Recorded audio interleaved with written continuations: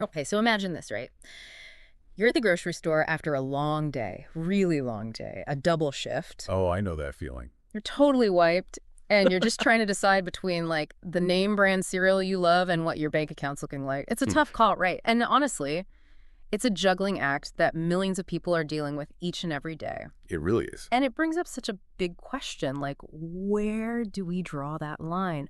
Where does giving someone a helping hand turn into a handout? Exactly. So today, that's what we're diving into right here in the deep dive. Good God. Government assistance, we're talking all about the ins and outs, the good, the bad, and figuring out really if it's doing what it's supposed to do, helping people or holding them back. Yeah, no, I think it's a debate, right?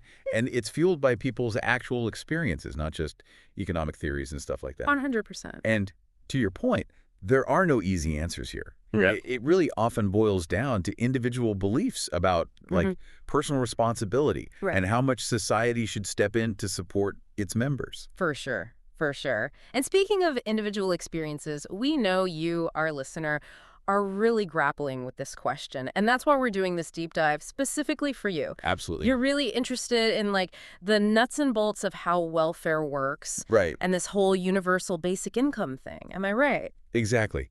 And to really get into it, we should probably like define welfare first because it can mean a lot of different things to different people. Yeah, for sure. So think of it like this. Imagine a safety net, right?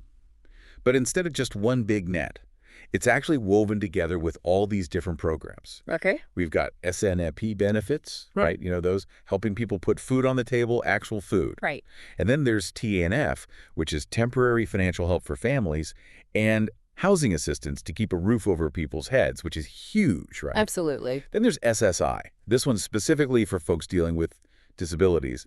They face a whole different set of challenges, and SSI is there to give that crucial support to help them get by, you know? So it's not just this one thing, this one program with welfare slapped on it. No, not at all. It's more like, what, a whole bunch of different options depending on what someone might be dealing Yeah, with. exactly. Think of it like a toolbox, right? You Yeah. got different tools for different jobs. Okay. So let's say you're a single parent, 2 kids, and you suddenly lose your job. Life happens, right? Well, you'd have to navigate this whole system and try to figure out which of these programs would be the best fit for your family's situation. Right. It could be super overwhelming, though. It's almost like trying to find your way through a maze with all the different rules and applications and deadlines and stuff like that. Oh, I bet. And, it's unfortunate, but just getting through all that, just the system itself, it's hard enough. Oh, absolutely. But then you add in the stigma that seems to follow government assistance everywhere it goes. Yeah. And it can make it near impossible for people to ask for help, even when they desperately need it. It's heartbreaking, honestly. Why is there such a stigma, though, even now? Like, what's at the root of it all? It's complicated, honestly. But I think a big part of it is this idea that's been ingrained in our culture for so long. This belief that your self-worth is directly tied to being financially independent. Right, pull yourself up by your bootstraps. Exactly. And when you need to ask for help, even when it's due to things totally outside of your control, it can feel like you've, failed somehow, I'm sure it's tough. Then you add in the way the media often portrays these programs, the stereotypes, the frankly inaccurate depictions of people who rely on them. Oh, absolutely. And it's no wonder people are, terrified to even reach out for help. Yeah, so the stereotypes, you think those really have that much of an effect on what people decide to do? I do. There was this study done, right, by the National Bureau of Economic Research. And they found that just by asking people about welfare in a survey. What? Just by asking? Just by asking. It made those same people less likely to apply for benefits later on. Yeah. It didn't matter if they actually needed the help or not. Wow. It was like the shame associated with even the idea of needing help was enough to make them avoid it altogether. It's crazy. It's like a vicious cycle. Right. Exactly. People need help. They're afraid to ask because of the stigma. They don't get the help. It just keeps going and going and going. Sadly, yeah. And then you have the arguments against government assistance in general. Right. And there are some big ones. Like, some people say that it actually encourages dependency. Like, people become so reliant on the system that they lose the motivation to be self-sufficient.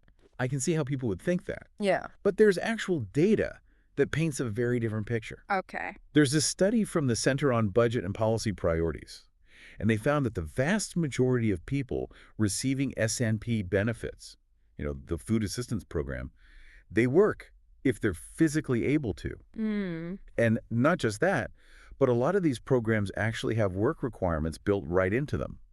But it's not about punishing anyone. It's more about giving them a pathway to get back on their feet, you know? So it's not about enabling, it's about like giving them the tools and resources they need to succeed on their own eventually. Exactly. Empowerment, not enablement. I like that. That makes a big difference. It does. And now what about the people who say these programs, they put too much strain on everyone else, on taxpayers? I get it. These programs need funding. There's no way around it. And that means making really tough decisions about where our tax dollars go. Sure. But here's the thing.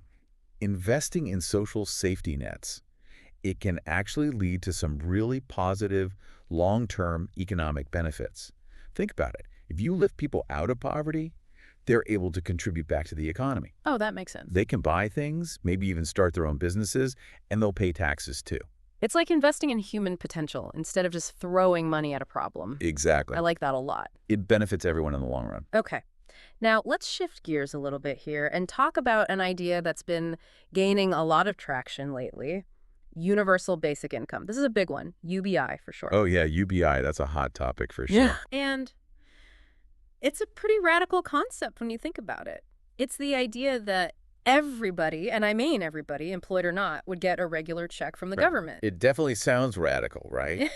But it's super interesting to think about. It does. It really does. Now, what do you say to the folks out there who are, let's just say, a little skeptical about the whole thing? Oh, there's plenty of skepticism to go around, and for good reason. Right. It's a huge change, right? Right. But the folks who are really gung-ho about it, they argue that UBI would completely wipe out poverty, like eradicate it, and that it would create a more stable and fair society for everybody. That's a big claim. It is. Think about it, though.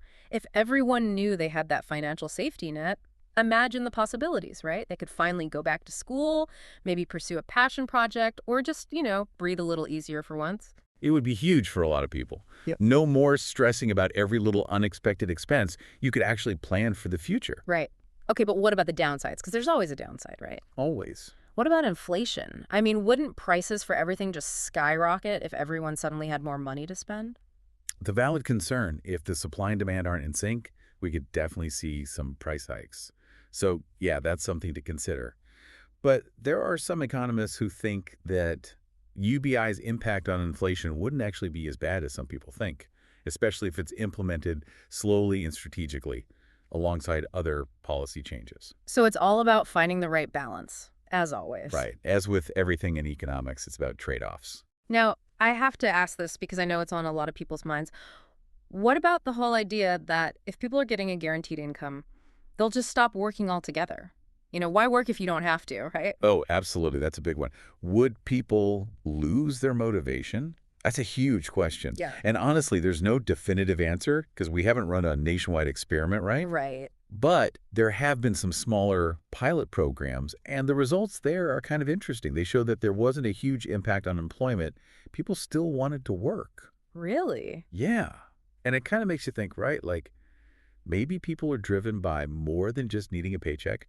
Maybe it's about feeling a sense of purpose. Yeah, having something to do every day. Right, being part of a community, all of that. So it all circles back to human nature, doesn't it? It really does. So for our listener out there, the one who's really wrestling with this question, maybe even facing a decision about whether or not to seek help themselves, what's the takeaway? What do they need to hear right now? That there's no right or wrong answer. Yeah. I think it's about looking beyond the numbers and the political jargon and remembering the human impact. Absolutely. This isn't just an intellectual exercise, right? Right.